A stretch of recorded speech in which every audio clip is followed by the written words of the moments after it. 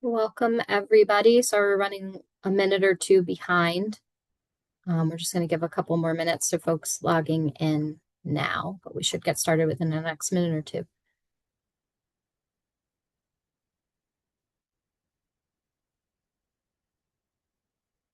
So I'm looking at our number, and I feel like we're at our number, Shayna. So maybe I will get started just in the interest of time. All right. Good afternoon, everybody. I really appreciate everyone spending their lunch hour with us. Some of you freed up your time even as early as this morning, so thank you.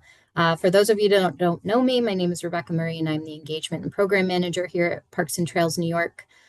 We've been hosting a Friends to Friends webinar series for the last several years that have helped connect our friends groups across the state with experts in the field. We found that this has been really helpful for our purposes and for our friends' purposes. So last year, we decided to kind of expand this webinar series beyond our traditional friends audience because we've recognized that the stakeholders within our network more broadly that we're engaging with on a day-to-day basis share a lot in common. So why not come up with a new suite of webinar topics, new series, new speakers that kind of bring everybody into this shared space. With that, this new webinar series was born, and we'll expect to host at least two or three more throughout the year. So just keep an eye out on your inbox for the invite. I'm very excited about the topic that's being presented on today because Parks and Trails New York, as a statewide advocate for the outdoors, is always trying to give our outdoor users more reasons to stop, linger, explore within our communities and certainly within our parks and public lands. So we know that historic markers in particular are going to help spark curiosity among users. They're going to encourage exploration. And they're going to turn that kind of one-time visit into potentially this destination experience for a lot of people. So with that, we have folks from the Pomeroy Foundation that can speak about their historic marker program and how others can take advantage of this opportunity. And we have a representative from the Belfast Historical Society who recently, just this past fall, had went through the process of gaining two new historic markers. So for today, we will go through some general housekeeping. Most of us have been on these webinars since the COVID era, so keeping yourselves muted unless speaking is a good practice, and then checking your tech, checking your internet connection, obviously your microphone, your camera, etc. We can help you troubleshoot with anything, but typically leaving and coming back is going to be the most helpful. So have access to that Zoom link. Find a quiet spot, limit outdoor distractions, etc. And then we have the chat feature, we have a Q&A feature, we have a raise hand feature, so let this be interactive. But we have the hour, and we're just super excited to welcome our speakers today. We have Steve and Emma, who are with the Pomeroy Foundation, and their historic marker program really illuminates how these small, well-placed investments can have this large impact. They're bringing local history to life and improving that visitor experience for residents and visitors. So we'd like to welcome Emma and Steve with the Pomeroy Foundation. We ran into them at the World Canals Conference this past year, and kind of the stars aligned, and it made sense for our purposes to understand more about this program. And we certainly felt that other partners and stakeholders might benefit from learning more about it as well. And then Joshua Cole is with the Belfast Historical Society, and Parks and Trails New York has been working pretty intimately with the town of Belfast, which, for those of you that are unaware, is located in Allegheny County, out in Western New York. And we have been working with Belfast on our Western New York Trail Towns program, and we're able to actually see two of their new historic markers pursued through the Pomeroy Foundation for their Bare Knuckle Hall of Fame and the Canal Warehouse. So Josh is here to kind of illuminate some of his experiences and share some best tips and practices. So with that, I'm going to stop talking, and I'm going to hand the mic over to Steve. Welcome, and thank you. Thank you, Rebecca. Hello, good afternoon, everyone. My name is Steve Bodnar. I head up marketing communications for the William G. Pomeroy Foundation. Thank you so much for joining us today. We've got a lot of exciting things to talk about. Before we dive in, I, of course, want to thank Parks and Trails New York and Rebecca, Dylan, and Shayna, and commend all of you as members for all of the great work that you do every day as stewards of the places that are important to you.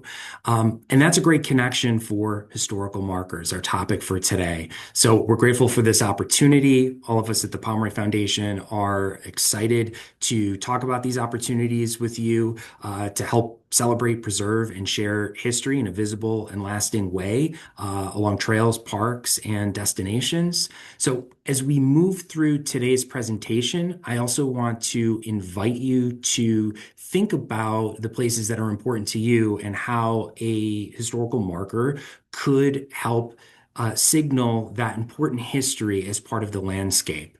So, through our grant programs, Parks and Trails become places beyond movement, but of deeper meaning.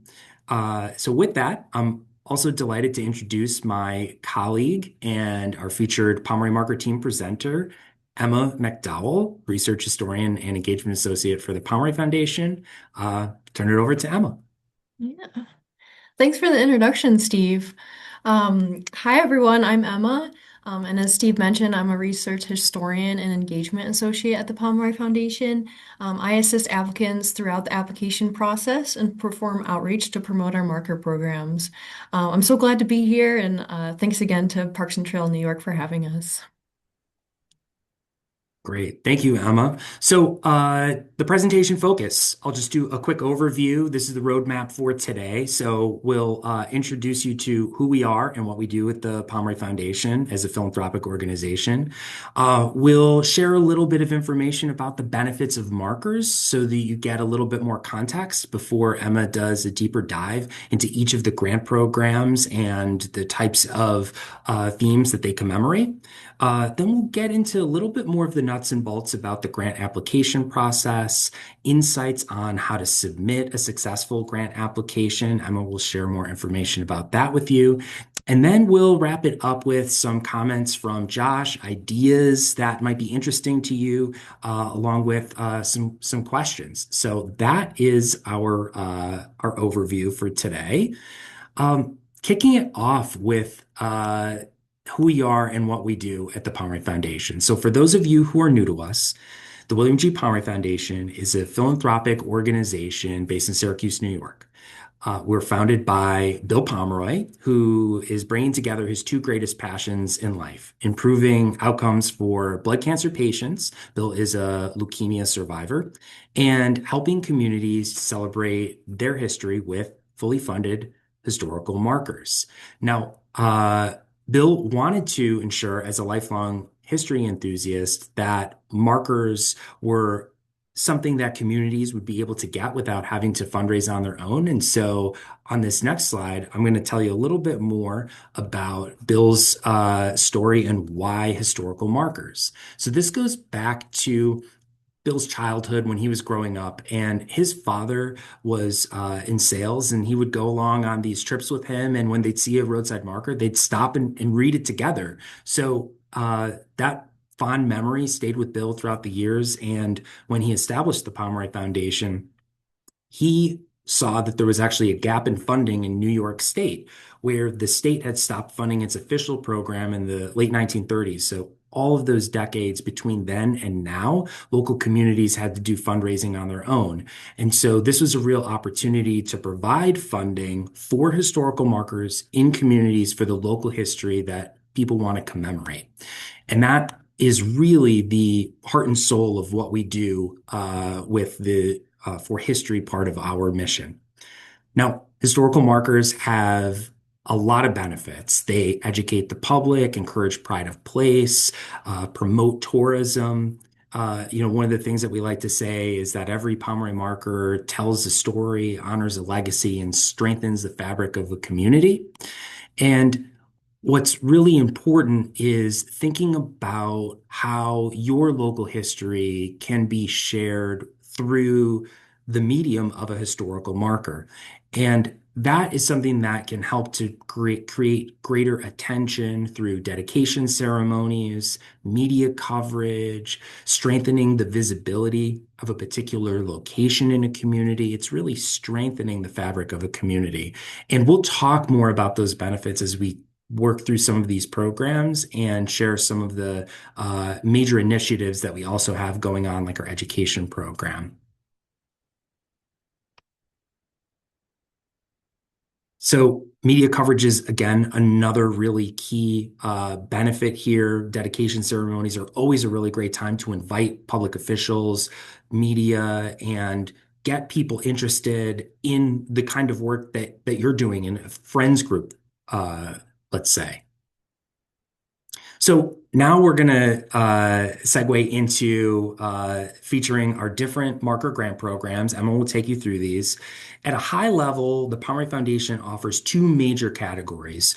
The first category is what we call our signature programs. These are programs that we administer by and large in-house. They're programs that we have developed across a number of themes and are without necessarily a partner program. Now, a partner program is where we actually do partner with a regional or national organization who has an idea for a trail. And Emma's going to share some examples with you that I think are pretty exciting, that are great and have a national scope.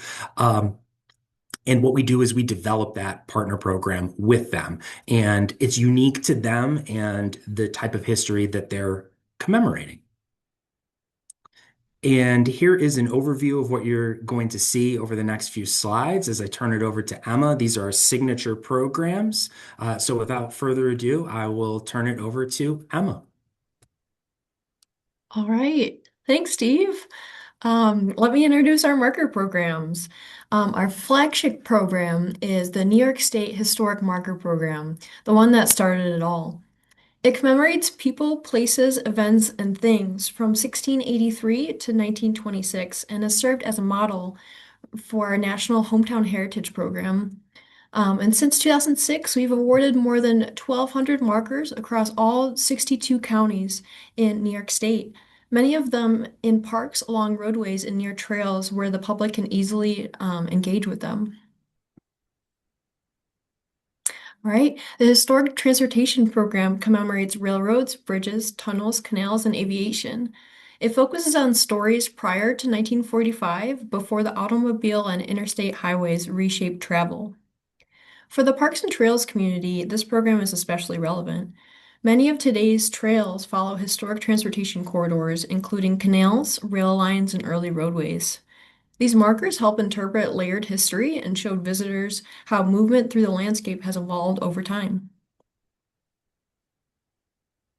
Our National Register program provides bronze plaques and markers for properties and districts listed on the National Register of Historic Places.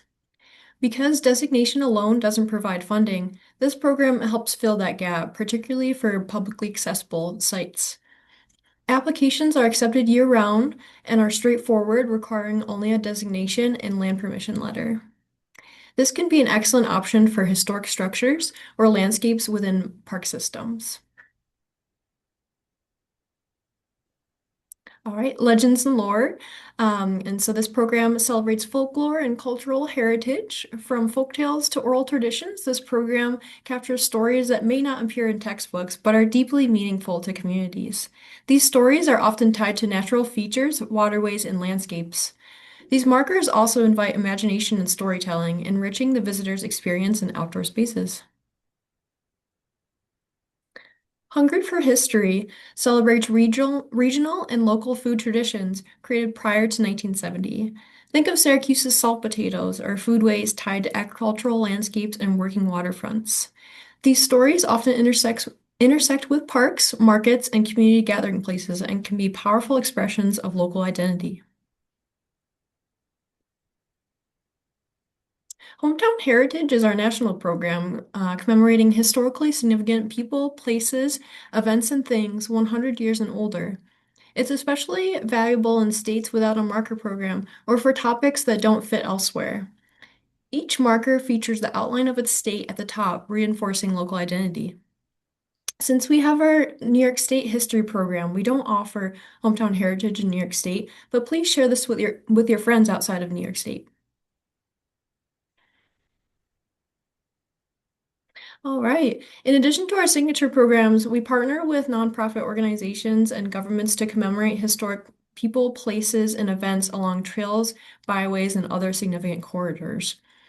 These partnerships allow us to align markers with broader networks, something that resonates strongly with parks and trails organizations. Look out for a link to our partnership program webpage in the chat coming shortly. The Lafayette Trail commemorates General Lafayette's farewell tour of 1824 to 1825 across 24 states. These markers celebrate Lafayette as a Revolutionary War hero and capture the excitement that swept through communities during his visit, often along major travel routes of the era. The Patriot Burials program commemorates the final resting places of Revolutionary War patriots. Through our partnership with the Sons of the American Revolution, more than 200 markers have been funded so far.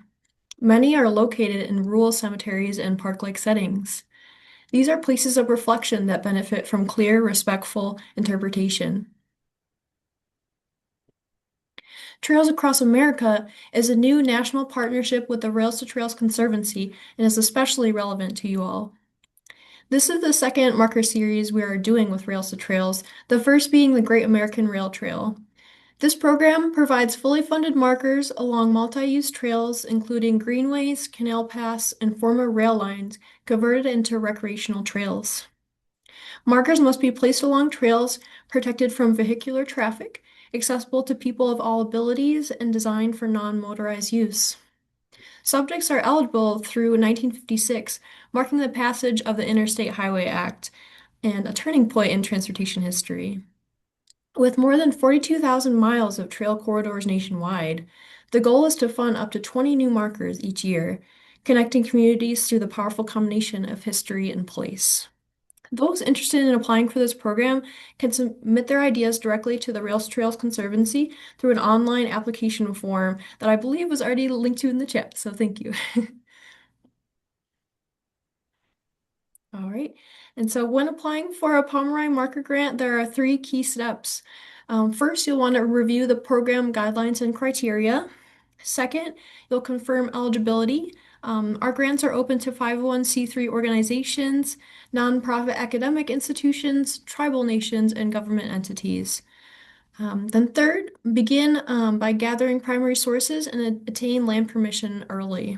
These are essential to a successful application. Please visit our website, wgpfoundation.org, for complete guidelines and grant round dates and deadlines. Now back to Steve. Thank you, Emma.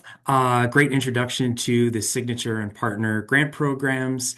For the rest of the presentation, I have some resources to share with you and some of the major initiatives that the Pomeroy Foundation is working on related to the marker programs. So first, I wanted to point out that on the William G. Pomeroy Foundation's website, wgpfoundation.org, we have an interactive marker map. That marker map features a web page for every single marker that the Pomeroy Foundation has funded throughout the United States. That's about 3,000 of them. And so some of the key features of each of those pages shows an inscription of what's on the marker, some historical description providing greater context, photos. This is a really great way for people to explore and discover Pomeroy markers in their communities, see what might be missing, where there could be an opportunity to get a new marker. So the marker map certainly serves as a point of inspiration. It's just a really great resource and one of the most popular features on our website. So it's a nice starting point for people who want to be introduced to some of the topics and themes around the marker grant programs. This is an example of one of the pages. This is through the Historic Transportation Program. So as you could see, the different details that I talked about, including a thumbnail that you can click into that brings you back to the map. And one of the kind of neat features, this ties back to the benefits of markers is this marker was actually applied for through a student group of Girl Scouts. And for their dedication, they did a marker replica cake as part of that celebration. They got some really great media coverage. They took a photo in front of the railway station, which is now their headquarters. Just a really great story, really great example. Um, and that's really a perfect tie-in to this other major initiative that we have going on in tandem with all the Marker Grant programs. So we've got what's called the Pomeroy Education Program. This is a primary source historical research curriculum that we have designed for students to work with their teachers on the opportunity to learn about their local history, choose a topic, find a way to do research with their library or online resources, and apply for a Pomeroy marker. And so this is an experiential opportunity. It's skill building. It's a really wonderful way for students to engage in local history and a tangible outcome where they can point to that marker and say, I worked on that. And so on this slide, we've got an example of us, the Pomeroy Foundation, going to a classroom and talking about historical research. On the right, you could see two students who helped lead one of the markers, and they're getting their photo taken with it during the dedication ceremony. It's a really great program, available nationally. Our colleague Anastasia Sobchak has been expanding the program and working with middle school students and now developing it for college level students, including master's and PhD students, and several of those have just been applied to. So we really want to work with educators across the board in helping to engage their students in this. And so there could be an opportunity here for all of you to think about how to engage younger people through this way of working with the grant programs. Another major initiative that we have is National Historic Marker Weekend. This is the last weekend in April. In 2026, we are now entering our sixth year. And this is a national, all volunteer public community service event. People will register on our website and go out into the communities and actually clean historical markers to help beautify their communities. They'll do maybe some landscaping with it. It's just a time to really go back to the community, take care of the markers after a long winter, and really find a way to engage with these important places. And so it's always a really great treat to see all these people out there smiling, having fun. Kids, families, civic groups, schools, organizations, friends groups. So it's a lot of fun, and we hope to see you on Marker Weekend this year.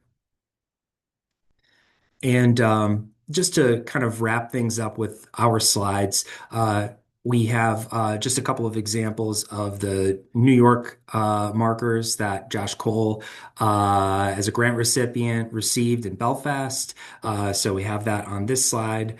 And we look forward to hearing more from Josh, and look forward to your questions during the Q&A portion of the program. Thanks, Steve. Thanks, Emma. We really appreciate that overview. And with that, it's a great lead in to Joshua Cole with the Belfast Historical Society. And as Steve noted, we'll reserve questions for the end. And Josh, you can unmute and open up your video if you'd like. Hello. Hi, How is Josh. everyone? How are we doing? Doing wonderful. So, as everyone was told here, my name is Joshua Cole, and my experience with the Pomeroy and how to apply. Can I get the next slide, please?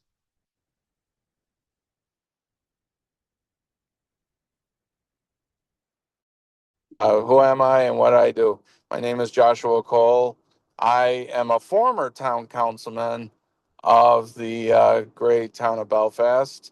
I'm the Belfast Historical Society I'm a full-time caregiver for People Inc. Hobbies are history, acting, writing, and volunteering. So next,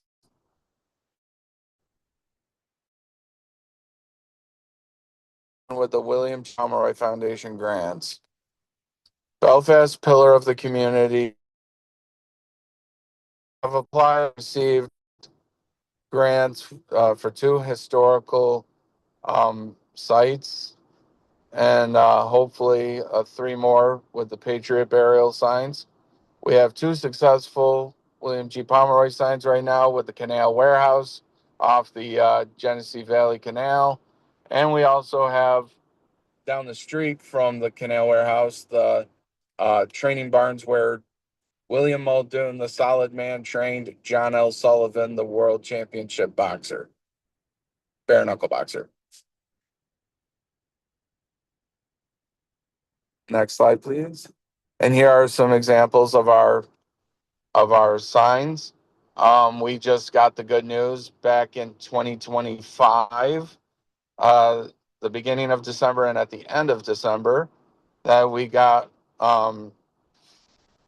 confirmation about three Patriot burial signs. So we are happy to add more signage to our historical town. Next slide, please. Okay, how to apply. Now, like I said in my news article, we had the media come out back in 2025 for when we did the Muldoon Barns, training barns. We didn't really do any media for the Genesee Canal Warehouse because it was the first sign, and we were also doing the bicentennial of the fest that year. So, but it's pretty self-explanatory. Uh, there's a fillable online letter of interest. Fill out that and submit. Then the Pomeroy Foundation will send an outline fillable application that needs to be filled out completely. And yeah, must have two or more primary sources, and then have a landowner permission letter. And if anything comes up, the Pomeroy Foundation will always be there to guide you, whether that's is your source contemporary enough, or if it's primary or a secondary. Next slide, please. What is the difference between a primary source and a secondary source? Primary source offers a direct firsthand evidence knowledge like diaries, original data, and interviews, where a secondary source provides analysis, interpretation, and commentary, or primary sources, textbooks and biographies. Next slide, please. Landowner permission letters. Landowners, whether it's in town, organization, or a private homeowner, there needs to be a form of consent to put the Pomeroy sign up on the property. This covers everyone legally. Next slide, please. The Pomeroy Foundation historians and representatives. I know firsthand that the Pomeroy Foundation has wonderful historians and representatives and are very readily available when you call or email, whether it's about text or a sign of the sign or about the primary sources. They're very kind and professional. Next slide. Advice on applying. Read and proofread everything carefully. Write down all deadlines. That's what I do. As soon as I get my deadline list, I right away know that I need to make sure that all of my I's are dotted and my T's are crossed. And luckily, I've been able to successfully get that done. Check your source materials and make sure all primary And if they are secondary, make sure you check with your Pomeroy Foundation historians or representatives.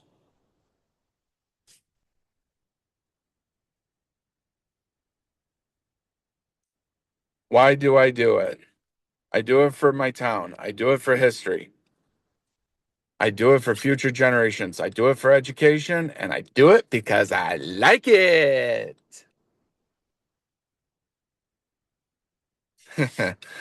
um, if you have any questions, don't hesitate to ask.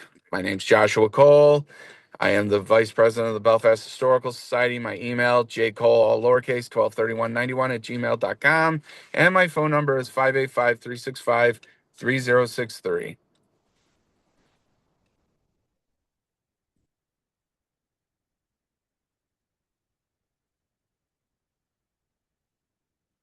Thank you and have a good day. Thanks so much, Josh. You're welcome. Thank you.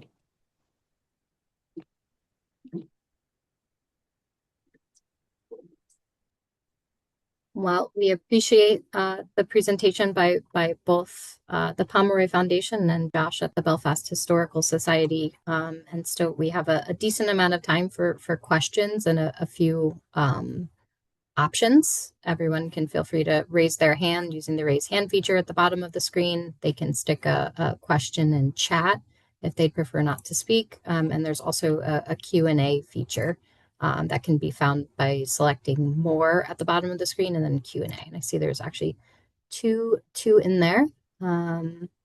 Okay, they're both from Pauline, so they're not questions. Contact information for our presenters can absolutely be shared, so everyone's aware. And the slideshows for both presentations can be shared. We can definitely do that. And I will share our contact information in the chat right now. And I can also, as we, take these questions, I'll just share our contact slide as well. So this has our contact information, web address, social media handles, all of that. That's perfect. Thank you, Steve. Of course. One question I saw come in was, can the foundation support restoration and repair of existing signs?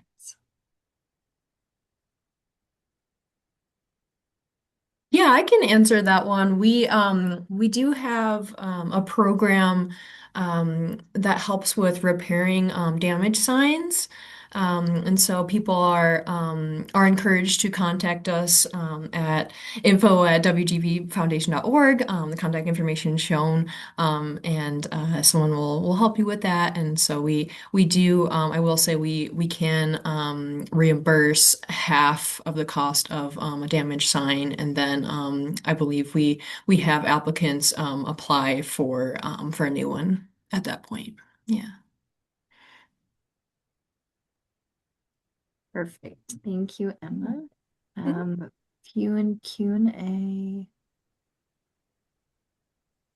Let's see. I see. How often is that interactive map updated? Is that every time a marker is added? What is the frequency there? That's a really great question. So, the Pomeroy Foundation in 2025 funded over 400 markers, and they're produced at the manufacturer based on when grant recipients submit the order form. And so they kind of happen on a rolling basis. So we'll get X amount in any given week. And I would say at the end of that week, all of those new markers are added as new web pages on the website. So you could say every week or two, kind of depending on the cycle and the time of year. But it is updated frequently. Excellent. That is a very good question. I see one in here from Christine Uribe. She is the park manager at Genesee Valley Greenway State Park, and is curious who installs the signage along roadsides. Yeah, so the applicants or grantees are responsible for installation. And typically you can ask your local DPW or DOT to help you install it by the roadside. So yeah, great question. And then, in a similar vein, what are logistics for installing a sign along a trail? Does it need to be at a crossroad? Is there a specific place? That's a good question. Yeah, wherever you can secure land permission, we prefer like ex an accessible area that's easily visible from the trail and is located on the trail and connects back to whatever subject you're referring to on the marker. So if it's a person's home, preferably it should be close to the home or reference the home. So yeah, that location matters in that case. But yeah, just making sure it's a safe and accessible location. Christine, I hope that answers your question, but if you have more, feel free to plug them into Yeah, the chat there. I know you're close. having a hard time finding the mic. A question in Q&A from Nancy Wickmark. Are matching funds needed for this program or any of these programs, and or is it a reimbursement after they pay for the sign? I'll take that one. So all of these markers funded by the Pomeroy Foundation are fully funded. The marker, the pole, and the shipping costs are all completely covered by the grant. So when a grant recipient applies, we cut them a check and we give them an order form. And then they've got the grant money, and then they place the order with the manufacturer who notifies us and lets us know that the order has now come in. So then we're connecting the grant application to the manufacturing cycle. And we see that marker in production and it gets shipped directly to the grant recipient. But all of those types of costs are covered by the grant. And then in terms of installation, that question often comes up. Well, is there any cost with installation? The 99% of the time, it's local volunteers, the grant recipient, they follow the instructions for installation. They'll consult with their local DPW, Public Works, volunteers, and they'll do the installation. And usually it's around the time of a dedication before that. But yeah, that's a really good question about the funding. So no matching funds are required for Pomeroy Foundation grants. That's amazing. That makes this even more accessible for folks. So thank you. Um, I see a question regarding the design. So another question from Nancy, but is the design able to be customized or are they all the same New York design? I have a feeling this is based on which program you're applying for, but maybe you can give us a little more detail on there, Emma or Steve. Yeah, I'd be happy to give more detail. So regarding the design of our markers, we have a set design that we created in collaboration with our foundry Siwa for each program. So New York State, as you can see on the slide here, is the traditional blue and gold, and then it varies for each program. And so we aren't able to to customize them. Unfortunately, because they're set for the signature marker programs, and then partner programs also are predetermined. Yeah. Great. Thank you. There are a ton of questions. I love to see this. I hope you guys are ready since we have some time too. So That's there's great. a longer question from Anthony in the Q&A here. So he says there's a long history of wayside and trailside exhibits in national parks, many other sites that include more information plus graphics and photographs. Can you compare these historical markers to other outdoor interpretive exhibits and what advantages and disadvantages with respect to applications in various sites for this traditional format? That is a fantastic question. And it's similar to ones that we've received over the years that ask about other types of historic related signage, interpretive signage, the ones that have descriptions and different images on them, especially around maybe a contained area that you might see at a larger historic site. So, what the Pomeroy Foundation funds specifically are these cast aluminum historical roadside marker style markers. I say style because they're not always roadside. They're trailheads, along towpaths, different locations where there is pedestrian traffic. What's really great about Pomeroy markers, especially in the world of historical markers, is that we pride ourselves on the gold standard of historical research. We use primary sources to verify every line of text on that marker. It's not a super lengthy inscription that you might see on some other different types of state markers in other states or something you might see in interpretive signage. This is really a window into the highlights of local history. They're very recognizable. They follow this very similar standard format of about 3x2 on a 7-foot pole. As you can see, there's a bit of a shine on this. They're powder coated, so sort of like a car. I mean, they sparkle. They're really works of art. These are all handmade. They're forged. These are all letters that are set by typesetters. There's hand painting involved with this. They're really works of art, especially when you look at certain programs like a Legends and Lore with these kind of complicated, interesting logos.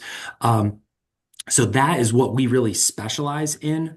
It's a tradition in a way. We're kind of following in the footsteps of a true like cast metal roadside marker type program. And by specializing in this and having this gold standard of historical research, that's something that we could really hang our hats on and point to and say that these are verified by professional historians like my colleague Emma on this call. And it's a rigorous process. We vet all of the resources, and that's what makes them so important and meaningful to communities, and why we can say that we've funded 3,000 of them across the country, 49 states, multiple in Washington, D.C. The only state that we haven't funded a Pomeroy Marker yet is in Hawaii. So if anyone has ideas or friends in trails groups in Hawaii, please let us know. Thank you. That was a very thoughtful answer to this question. I'm going to skip ahead just because it's related to that same question. We have someone who noted that there might be a correction needed on a specific sign. And if someone does see that or, feels that way about the history on a sign, what steps do they take to see sources or get that corrected if it is in misinformation? What are your thoughts there? Yeah, if someone believes that there is a mistake or something on a marker, please reach out to us. Right away. We've got our email addresses. You see our phone number, and we can have that conversation about what you have seen on any particular marker, and then we will do our best and due diligence to verify that, and then make a correction if that's necessary. Perfect. Thank you. I have a question in the chat from Michael Riley. How are your signs different from older 1920s original markers? I have a feeling you touched on this a little bit with the foundation of it, but if you can compare those two. Great question. Great question, Michael. Mike, I know we've talked before. So that comparison is really interesting. So the modern metal cast aluminum markers that the Pomeroy Foundation funds are, as I said, cast aluminum. The original markers are, I believe, cast iron, so they are heavier. They deteriorate more quickly, and now most of them are practically 100 years old. Some are 100 years old. I think the first ones were installed in 1926 and 27 in New York State. So different paint. This is has UV protection on it. The other major thing is what I touched base on about the vetting process. So the Pomeroy Foundation marker team are professional historians. We work with professional folklorists for our folklore program so that the professional folklorists are vetting academic quality sources for the folklore subject matter. And in doing so, that is really a bit of a difference from the original marker programs, which did not necessarily require primary sources. And oftentimes we'll see that communities are going back and correcting mistakes, language. It was just it was a different process. I can't speak to what that process was exactly, but what we have is a very dialed in process that we've developed over 15 plus years of doing this, professional historians, and it's the core of the history part of our mission. And so that's what we're all about. I hope that answers your question, Michael. Thank you, Steve. Is there an annual limit for trail signs? And in the same vein, how many signs go up within a year? Yeah, I can take this one. So our grants are non-competitive. So that means we don't have a limit of how many we can approve, so you can apply for however many you want. We do try to limit it to 5 applications per grant round for each organization or applicant, and then up to 10 per year, just so we can have the capacity to evaluate those and yeah, and handle them. So yeah, great question. And what was the second part to that one again? How many signs go up each year on average? Thank you. Yeah. So we Steve might be able to answer this better too, but I believe that can vary as well. I'm not sure if we have like specific statistics on it, but yeah. Yeah, so 2025, we funded over 400 historical markers nationwide. And then in the past several years, it's averaging well over 300, 350 plus.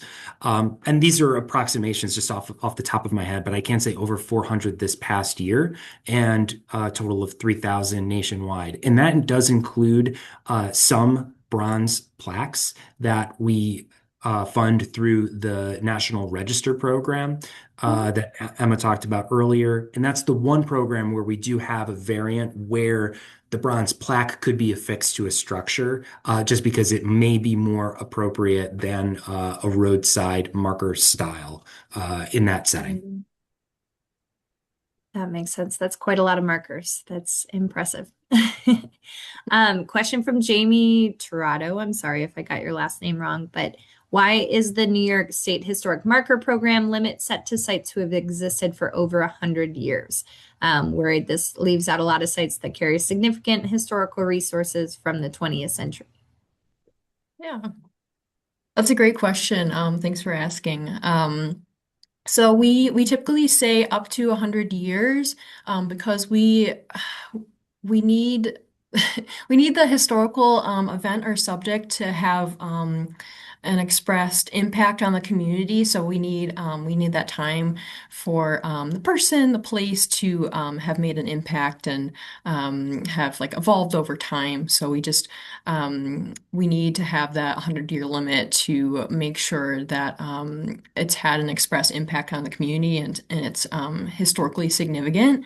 So yeah, I think that that's it. And then by limiting it to 100 years, there's also so many like possibilities out there too. So just restricting it to 100 years helps us narrow that pool down a bit.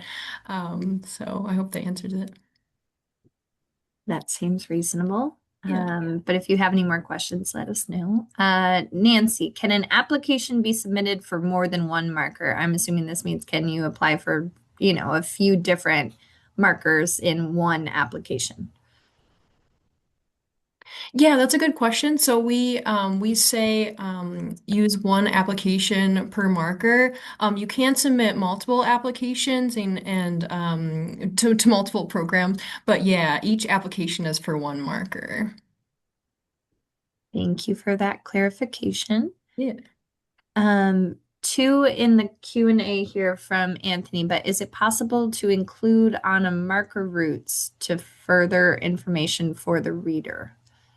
I'm not 100% sure. Anthony, you might need to reframe that. I'm not sure what that means. Is it possible to have text on a marker in both lower and upper case, since all caps can be low in readability, according to research? Thoughts on that? I can answer this one. There may be some exceptions where lowercase might be involved on a marker. Um, in very few instances, and that's something that we might consider on a case by case basis, but we've had this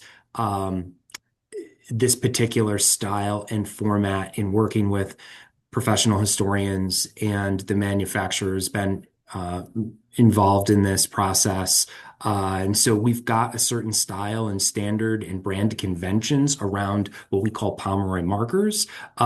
But we are always open to ideas and want to have those conversations if there's specific needs that we can have, more dialogue about for markers. Thank you for clarifying, Steve. That makes sense. Let's see. I think we're getting close to the end of this this list of questions. But one that I did see. So the Friends of Letchworth purchased 4 signs a few years ago to mark the 4 boundaries of the Gardeau tract. What kind of care, cleaning, upkeep should be done on these signs by the Friends, if any? Or what are your thoughts?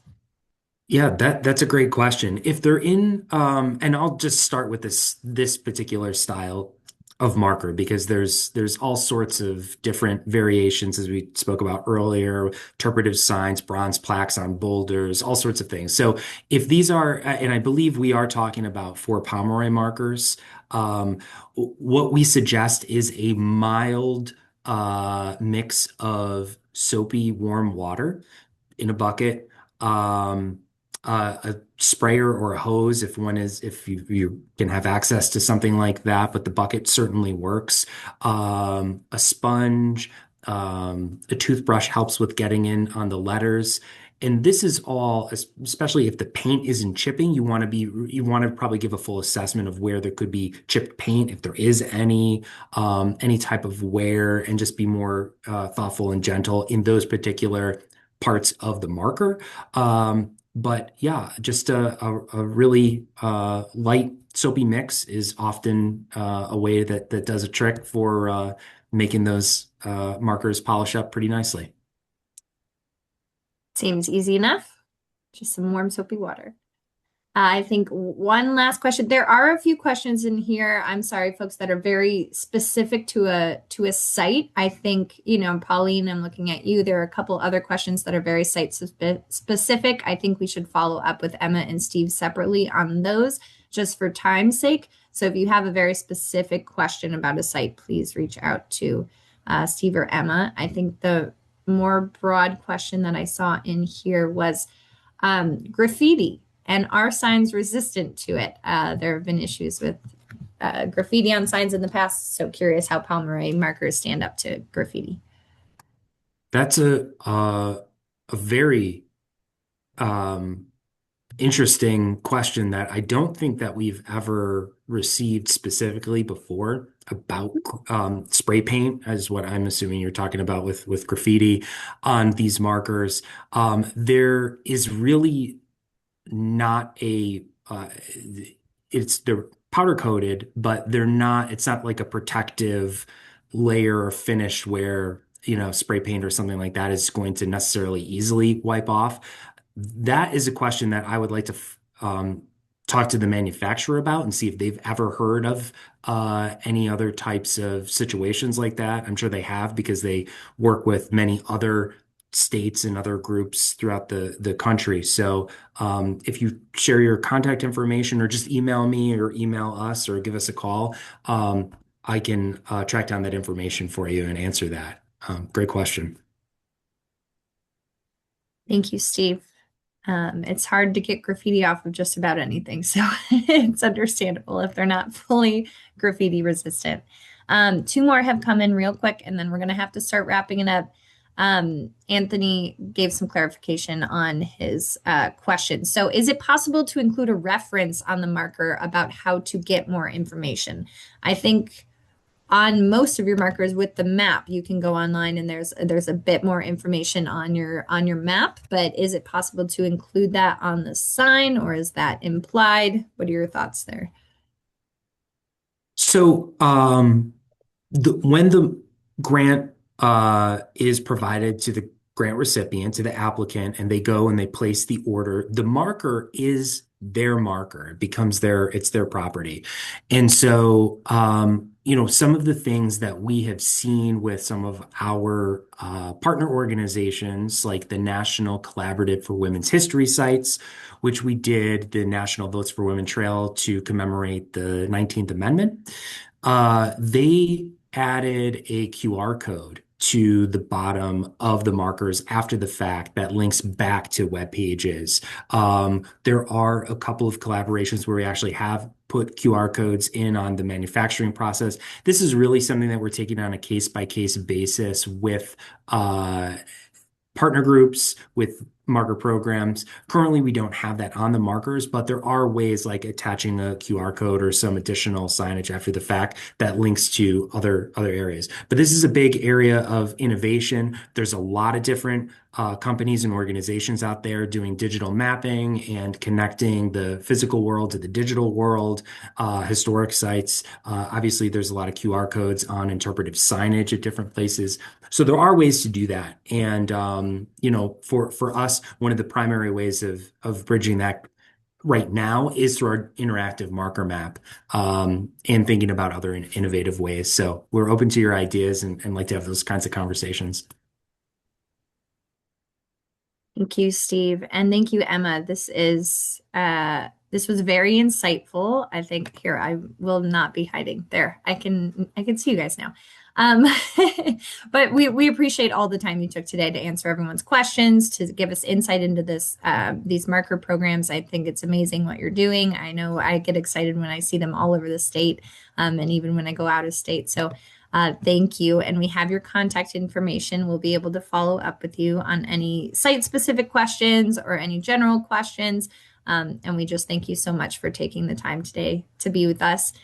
Before we send everyone else off into the world, I just have two last minute updates for you all. If you're interested in what to do next in the world of friends or trail towns, our Park and Public Land Advocacy Day is coming up on Wednesday, February 25th at the state capitol in Albany. We would love you all to join us. Please email us if you have any questions about that or if you're interested in joining. And then if you are a trail town out in Western New York, along the Genesee Valley Greenway, our Western New York Trail Town Grants application is open and ready. Speaking of more grants available to you all, if you have any questions on eligibility there, please let us know. But thank you all so much for joining us today, taking your lunch to learn a little bit more about the Pomeroy Foundation and all the wonderful things they have to offer. And Joshua had to bounce, but we're grateful for him sharing his experience. Those markers in Belfast are really lovely. So thank you all so much and have a fantastic afternoon. Thank you, everyone. Thank you.